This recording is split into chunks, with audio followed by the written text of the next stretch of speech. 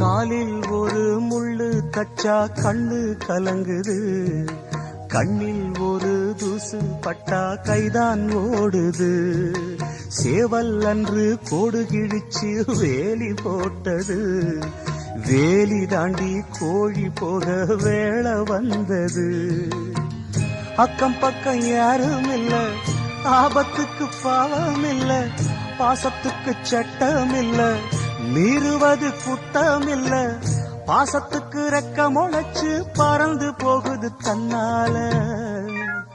சம்சாரம் அது மின்சாரம், சம்சாரம் அது மின்சாரம்.